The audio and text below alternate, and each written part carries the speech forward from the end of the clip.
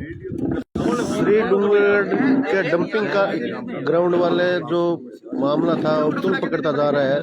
सेवा समिति के सभी सदस्यों ने कानूनी सलाह लेने के लिए श्री डूंगरगढ़ के वरिष्ठ वकील मोहनलाल जी सोनी को उनके सहयोग के साथ बनाए। उन्होंने आगे की प्रक्रिया के लिए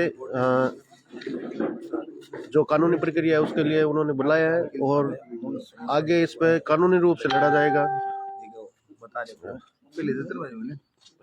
हमारे साथ अभी आपड़ो गांव सेवा समिति के अध्यक्ष है जतन जी राजपुरोहित। सर, ये डंपिंग यार्ड के मुद्दे पे आप वर्तमान में जो आपकी संस्था कार्य कर रही है उस संदर्भ में आप क्या आगे की रूपरेखा तय कर और आमजन को क्या आगाह करना चाहेंगे कि इस मुद्दे पे क्या किया जाएगा, कैसे हम करेंगे, क्या इसका प्रारूप रहेगा? सबसे पहले तो मैं ये बता दूं कि ये किसी तरह का राजनीतिक मंच नहीं है। ये सिर्फ गांव के हित के लिए, गौ सेवा के लिए, सामाजिक हित के लिए हम कार्य करते हैं। या किसी तरह की कोई राजनीति नहीं है, कोई पार्टी नहीं है। हम ये चाहते हैं कि ये गाय का मुद्दा हल हो जाए। इसके लिए हमने कानूनी रूप से भी वकील साहब को बुलाया है, इनसे भी बात कर रहे हैं। एनजीटी में भी हमने ये मामला दिया है। हाईकोर्ट में भी वकील साहब के मार्गदर्शन से आगे बात करें। हाईकोर्ट में भी एक रिट लगाएंगे जिसमें सारे अधिकारी लपेटे में आएंगे। जो सक्षम है, जो जिम्मेदार है, जिन्होंने अपनी जिम्मेदारी से भूमिका नहीं निभाई है, वो सारे लपेटे में आएंगे। माननीय मुख्यमंत्री जी 17 तारीख को बीकानेर आ रहे हैं। सेवा समिति एक रूपरेखा बना रही है जिसमें 5000 आदमी यहाँ से पैदल बीकानेर का रूपरेखा बना रही है, जिसमें खाने पीने की व्यवस्था हम अपने अपने घर से करेंगे। आप संसाधन से जाएंगे या पैदल कूच करेंगे? पैदल कूच करेंगे। और 75,000 आदमी संस्था के पास है। एक आवाज में 5-7 हजार आदमी, तो हम जैसे भाजते ही आवाज लगा देते हैं ना, तो 5-7 हजार आदमी संस्था के पास आ जाते हैं। तो हम प्लानिंग कर रहे हैं, माननीय मुख्यमंत्री के सामने भी इस बात को रखेंगे 17 तारीख को कि यही हमारी मीटिंग में चर्चा हो रही है। अभी ये फाइनल नहीं है प्रोग्राम, फिर भी हम जो भी कानूनी रूप से, हमारे धरातल के रूप से जो भी होगा वो हम करेंगे, पर इस मुद्दे को छोड़ेंगे नहीं। जो जिम्मेदार है उनको जिम्मेदारी से भागने नहीं देंगे, किसी को हम छोड़ेंगे नहीं। डंपिंग यार्ड में जो गाय है उनका पोस्टमार्टम होगा तो होगा, चाहे वो कोई हो, सक्षम होगा उसको छोड़ेंगे नहीं। जो जिम्मेदार है, दोषी है, उन पे कार्रवाई करेंगे। वर्तमान में आज 6वां दिन है, आपके हिसाब से वहाँ पे कितने शव भी मौजूद है या उनको कुछ किया जा रहा है? क्या है, आपने क्या भौगोलिक दृष्टिकोण से आपने भौतिक सत्यापन क्या पाया? हम वहाँ भौतिक सत्यापन पे गए तो लगभग 100 के लगभग जीवित गौवंश थे जो वहाँ खा रहे थे पॉलीथीन मेडिकल डस्ट। 56 शव है वो वहाँ मरे हुए थे जो हमने काउंट किए थे, जिनके वीडियो फोटो हमारे पास पड़े हैं। कल वापिस से पशुपालन विभाग से जो आदमी आए उन्होंने बोला कि यहाँ एक भी शव नहीं है, तो हम उनको अंदर लेके गए। तब हमने देखा कि 36 शव पड़े हैं। कुछ शव को वहां से उठा लिया गया, कुछ शवों के ऊपर ही वो क्या है कचरा डाल रहे हैं।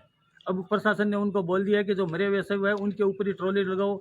एक लोडर लगा के शवों को बुरा जा रहा है, वहां से शव हटाए जा रहे हैं ताकि पोस्टमार्टम न हो। तो प्रशासन ये सुन ले, पोस्टमार्टम होगा। हम जहाँ पे भी सक्षम होंगे वहाँ कार्रवाई करेंगे और किसी भी जिम्मेदार को बख्शेंगे नहीं। जो दोषी होगा उसको सजा मिलेगी। आगामी के लिए वकील साहब मोहन जी सोनी जो समिति ने श्री डूंगरगढ़ के वरिष्ठ वकील मोहनलाल जी सोनी को बुलाया है जो आगे कानूनी कार्रवाई करेंगे।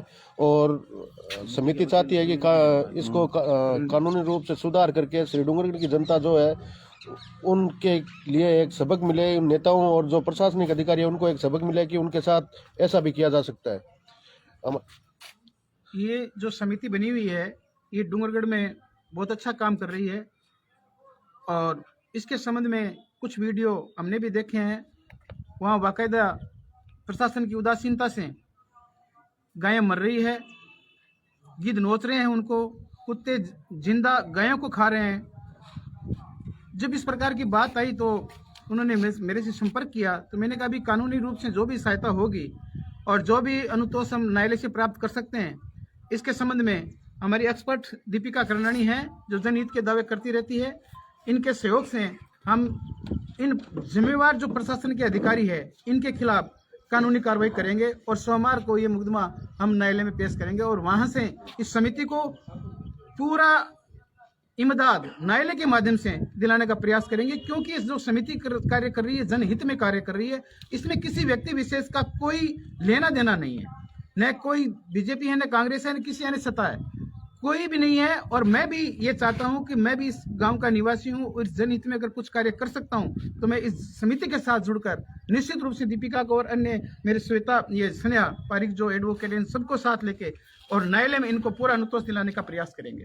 श्रीमान जी, आपसे ये जानना चाहते थे हम कि जो पोस्टमार्टम की प्रक्रिया है उस प्रक्रिया को जिन्होंने लेट लतीफ किए हैं, उसको जो उन्होंने बाधा उत्पन्न की है, इस संदर्भ में को न्यायालय के आप क्या उद्गार आपको लगता है कि इससे देखो, ठोस कार्रवाई होगी? अगर कोई व्यक्ति किसी अपराध को छिपाने का या उसको तहस नहस करने का या रद्दोबदल करने का या खुर्द-बुर्द करने का प्रयास करता है, तो BNS के अंतर्गत उनके खिलाफ हम कार्रवाई करेंगे और उनके खिलाफ FIR दर्ज कराएंगे।